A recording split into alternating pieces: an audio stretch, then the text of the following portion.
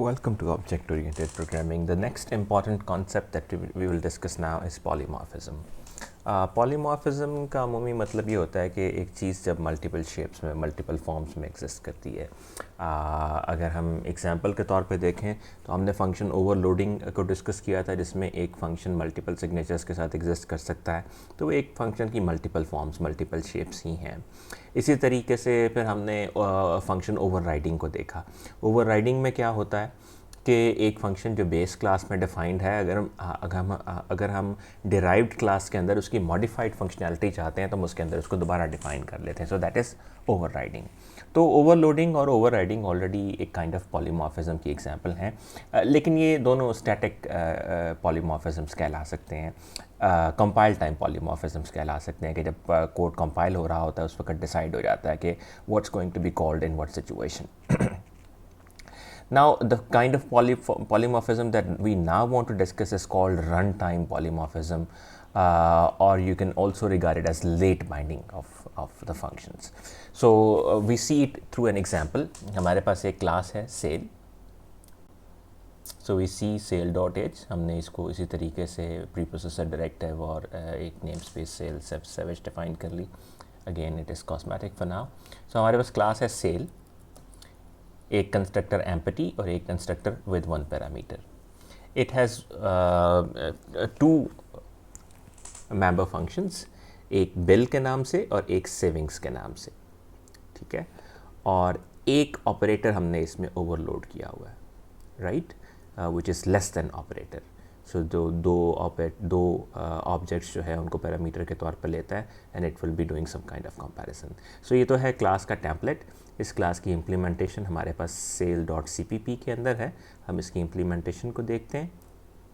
तो हमने sale.h को इसमें इंक्लूड किया, वही नेम स्पेस इस्तेमाल की. जो डिफ़ॉल्ट कंस्ट्रक्टर है वो प्राइस को 0 से सेट कर देता है, और जो एक पैरामीटर ले रहा है उसमें जो प्राइस की वैल्यू हम देते हैं वो उसके अंदर वो सेट कर देता है. और जो बिल है वो सिंपली प्राइस रिटर्न करता है. यानी अगर आप किसी चीज़ को बिल कर रहे हैं तो उस आइटम की जो प्राइस है वो रिटर्न कर दी जाएगी. This is the billing price of that, ठीक है. और उसके बाद है सेविंग. सेविंग बेसिकली क्या कर रहा है कि जिस ऑब्जेक्ट के लिए आप इसको कॉल करेंगे उसका बिल लेगा और उसमें से दूसरे का बिल माइनस कर देगा. यानी जो पैरामीटर आप इसे पास कर रहे हैं, बतौर पैरामीटर ऑब्जेक्ट पास कर रहे हैं. यानी बेसिकली आप एक आइटम सेल कर रहे हैं, उसकी जो प्राइस है, और जो दूसरा आइटम सेल बिल कर रहे हैं उसकी जो प्राइस है, उन दोनों में जो फ़र्क है उसको आप सेविंग कह देते हैं. कि एक आइटम आपको 10 का मिल रहा है, एक आइटम आपको 8 का मिल रहा है, तो आपकी सेविंग 2 है. ओके. इसी तरीके से हमने एक ऑपरेटर ओवरलोड किया हुआ है जिसके अंदर हम दो ऑब्जेक्ट सी पास कर रहे हैं सेल टाइप के. तो ये ऑपरेटर आपको बताता है कि क्या जो पहला है उसका जो बिल है वो दूसरे से कम है या नहीं, राइट. सो दोनों के प्राइस जो है उनको कंपेयर करके ये बता देता है less than operator. That's the simple thing that it is doing. अच्छा, फिर हमारे पास एक डिस्काउंट सेल के नाम से class. Again the same cosmetics that we see in every class. So this is the interface. Class discount sale जो sale से inherit कर रही है. अच्छा, empty constructor, a constructor with two parameters, the price and the discount. So this is the class where some discounts are also applied in addition to the price. Okay, so we have this bill function. अच्छा, bill function जो है वो यहाँ पे भी है, right? So that means हम इसको ओवरराइड कर रहे हैं. हम यही बिल फंक्शन यहाँ पे दोबारा इम्प्लीमेंट कर रहे हैं. इसका मतलब ये है कि डिस्काउंट क्लास के अंदर बिलिंग कदरे डिफरेंट होगी, और फिर इसमें एक प्रोटेक्टेड मेंबर भी है हमारे पास, डिस्काउंट. ओके, प्रोटेक्टेड का लफ्ज़ हमने पहले वैसे डिस्कस किया था ब्रीफली. प्रोटेक्टेड मेंबर्स वो होते हैं, अगर आपके मेंबर्स प्राइवेट हैं तो उनको आप डिराइव्ड क्लास के अंदर डायरेक्टली इस्तेमाल नहीं कर सकते. आपको उन्हें मेंबर फंक्शंस के थ्रू, पब्लिक मेंबर फंक्शंस के थ्रू इस्तेमाल करना होता है. लेकिन अगर आप चाहते हैं कि आप उनकी एक्सेस हासिल कर पाएँ तो आप उन्हें प्रोटेक्टेड डिक्लेयर कर सकते हैं. प्रोटेक्टेड डिक्लेयर करने का फ़ायदा क्या होता है कि सेल क्लास के अंदर जो मेंबर प्रोटेक्टेड डिक्लेयर्ड है, सेल से जो भी क्लास आप डिराइव करेंगे उसके अंदर उसके प्रोटेक्टेड मेंबर को मेंबर फंक्शंस के बगैर भी एक्सेस किया जा सकता है. So you can directly write dot price and access this member. Okay, so अब हम इम्प्लीमेंटेशन देखते हैं. डिस्काउंट सेल डॉट एच को इंक्लूड किया discount sale dot C P P के अंदर. This is the default constructor. This is the constructor that takes 2 parameters, as we have seen a number of times already.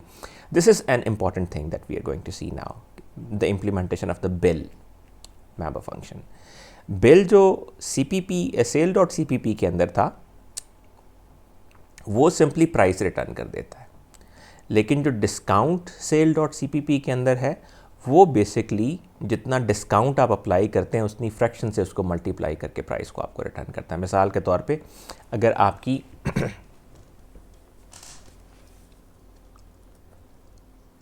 अगर discount मिसाल के तौर पे 15% है तो 15/100 यानी 0.15 उसकी फ्रैक्शन बन जाएगी। सो 1 minus 0.15 will be 0.85। So price multiplied by 0.85 यानी 85% प्राइस जो है वो बाकी बची वो रिटर्न कर देगा। सो इट इज़ लाइक अगर प्राइस 100 हो तो इस केस में आप कह रहे होंगे 15% अगर डिस्काउंट है तो 15/100 0.15 फ्रैक्शन बन जाएगी। सो यहाँ पे जब आप आएंगे तो you will be saying like 1 minus 0.15 and you will be multiplying it whole with 100 if 100 is the price. So that means you will be getting 0.85 into 100 which will be equal to 85. So after applying the discount the price will be 85 because you're giving 15% discount on it. Okay. सो इसका मतलब ये हुआ कि जो overriding आपने bill function के लिए की है वो दोनों क्लासेस में, पहली क्लास में जो सेल क्लास है उसमें जो प्राइस है वही आपका बिल है, लेकिन दूसरी क्लास में आप डिस्काउंट अप्लाई करने के बाद जो प्राइस बाकी बचती है वो बिल करते हैं। अच्छा, अब हम देखते हैं कि मेन क्लास के अंदर हम जाके क्या कर रहे हैं। हम क्या करते हैं कि एक सेल आइटम सिंपल डिक्लेयर करते हैं, सिंपल के नाम से जो सेल बेस क्लास है उसका ऑब्जेक्ट है, ठीक है, और उसको हमने 10 प्राइस दे दी। अच्छा, फिर हम डिस्काउंट सेल का एक ऑब्जेक्ट डिक्लेयर करते हैं डिस्काउंट के नाम से और उसको हम दो चीज़ें देते हैं, एक प्राइस और एक discount. So 10% is the discount and 11 is the price. Then we have set some formatting flags that we saw last time to display things properly. And now हम क्या करते हैं, हम जो ओवरलोडेड ऑपरेटर था उसका इस्तेमाल कर रहे हैं। If discount is less than simple, आप जानते हैं कि आप ये रिलेशनल कंपैरिजन जो है वो नहीं कर सकते ऑब्जेक्ट्स के दरमियान, लेकिन चूंकि हमने लेस दैन ऑपरेटर को ओवरलोड किया हुआ तो हम चेक कर लेते हैं कि अगर डिस्काउंट वाला आइटम जो है उसकी प्राइस, उसका बिल सिंपल से कम है तो हम प्रिंट कर देते हैं discounted item is cheaper and the savings are simple dot savings और वट एवर, जो भी उसमें सेविंग्स आती हैं दोनों के बिल्स में माइनस करके जो हमने, ठीक है। अगर ऐसा नहीं है तो ये प्रिंट कर देता है discounted item is not cheaper. अगर हम इसको एग्जीक्यूट करके देखें तो we see that it says discounted item is not cheaper. हालांकि हमारा जो डिस्काउंटेड आइटम है उसकी प्राइस 10 है, उसके ऊपर 10% डिस्काउंट अगर अप्लाई करें हम तो ये 1.1 प्राइस लूज़ करेगा। दैट मीन्स के 11 minus 0.1 minus 1.1 will be equal to 9.9 which will be less than 10.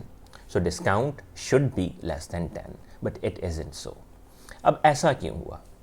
इसकी वजह ये है कि ये ऑपरेटर जब आप यूज़ कर रहे हैं, ये ऑपरेटर बुनियादी तौर पे sale.pp के अंदर डिफाइंड है, राइट।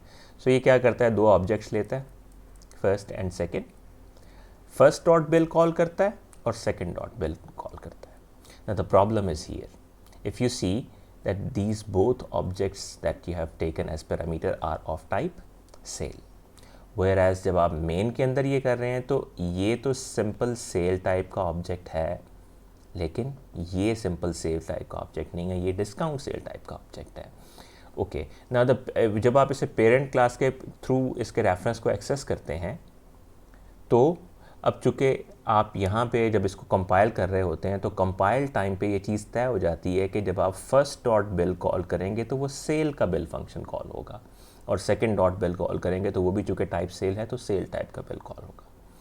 अच्छा, जब कॉल करते हुए हम एक पैरामीटर में इसकी किसी डिराइव्ड क्लास का ऑब्जेक्ट दे देते हैं तो रन टाइम पे ये चीज़ रिजॉल्व नहीं की जा सकती कि ये बिल जो है ये ओवरराइडेड जो है उस टाइप का जो जिस टाइप का ऑब्जेक्ट है जिसको आप यहाँ पे पास कर रहे हैं, तो उसका बिल फंक्शन कॉल करना है। सो ये सेल क्लास ही के बिल फंक्शन को कॉल कर लेता है। सो यहाँ भी ये प्राइस रिटर्न कर देता है, इसके लिए भी और इसके लिए भी प्राइस रिटर्न कर देता है। तो बेसिकली ये 11 माइनस 11 और 10 का कंपैरिजन कर रहा है। तो 11 is not less than 10, right? That's why you get this message, discounted item is not cheaper, right?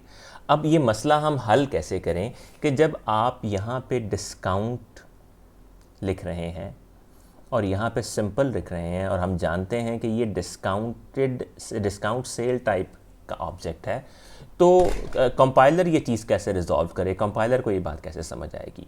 सो यहाँ हमें ज़रूरत पड़ती है डायनामिक बाइंडिंग की या लेट बाइंडिंग की, कि हम कंपाइलर को ये कहते हैं, हम कंपाइलर को समहाउ ये मैसेज देते हैं कि कंपाइल टाइम पे इस बात को रिजॉल्व करने की ज़रूरत नहीं है कि आपने फंक्शन का कौन सा वर्जन कॉल करना है। रन टाइम पे आप देखिएगा जिस टाइप का ऑब्जेक्ट होगा उस टाइप का फंक्शन आप कॉल कीजिए। ऐसा करने के लिए हमें करना क्या पड़ता है? हम बिल फंक्शन को वर्चुअल डिक्लेयर कर देते हैं। So the bill function is virtual in the base class and the bill function is declared virtual in the derived class. एक फंक्शन को वर्चुअल डिक्लेयर करने से क्या फ़र्क पड़ता है कि उसकी जो बाइंडिंग है, उसकी जो रेजोल्यूशन है कि कौन सा वर्जन कॉल होगा, ये एग्जीक्यूशन टाइम पे डिसाइड होती है, कंपाइल टाइम पे डिसाइड नहीं होती। और एग्जीक्यूशन टाइप पे उसका ठीक वर्जन कॉल किया जा सकता है। अदरवाइज़ अभी हमने देखा जो प्रॉब्लम हम सफ़र कर रहे थे, अब हमने इनको वर्चुअल बना दिया, और वर्चुअल आपको सिर्फ इनकी जो डेक्लेरेशन है फंक्शन की उसमें लिखना है, डेफिनेशन में आपको वर्चुअल लिखने की ज़रूरत नहीं है। So now let's see whether it behaves correctly or not. So now you see that the discounted item is cheaper, right? And the savings is 0.10, right? Because discounted item is in 9.9 and the simple item is in 10. So 10 minus 9.9 is obviously 0.1. So 0.1 की saving आपके पास इसके अंदर आती है, और आप यहाँ पे अगर देखें तो सेविंग में भी आप यही कॉल कर रहे हैं, right? Bill minus other dot bill, जिसका आपने बिल उसके अंदर किया है, राइट?